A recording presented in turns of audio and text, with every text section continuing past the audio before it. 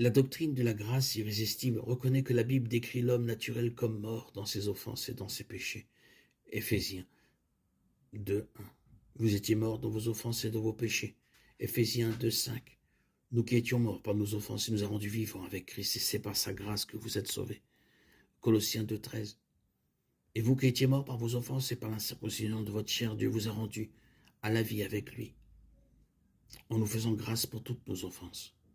Et parce que l'homme est spirituellement mort, il doit d'abord être rendu vivant ou régénéré afin de comprendre et de répondre au message de l'Évangile. Une bonne illustration de cela est la résurrection de Lazare par Jésus dans Jean 11:43. Il est écrit que Jésus dit à Lazare de sortir et que Lazare sortit du tombeau.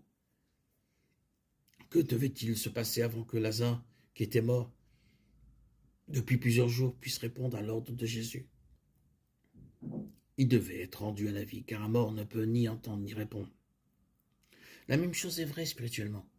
Si nous sommes morts dans nos péchés, comme l'enseigne clairement la Bible, alors, avant de pouvoir répondre au message de l'Évangile et croire au Seigneur Jésus-Christ, nous devons d'abord être rendus à la vie. Comme Jésus l'a dit à Nicodème dans Jean 3:3. Il faut naître de nouveau pour voir le royaume de Dieu. Jean 1:12-13. La Bible nous dit que naître de nouveau n'est pas le résultat de quelque chose que nous faisons, la volonté de l'homme, mais un acte souverain de Dieu. Tout comme Lazare ne pouvait pas se ressusciter ou répondre au commandement de Jésus sans être ressuscité, l'homme pécheur ne peut pas non plus.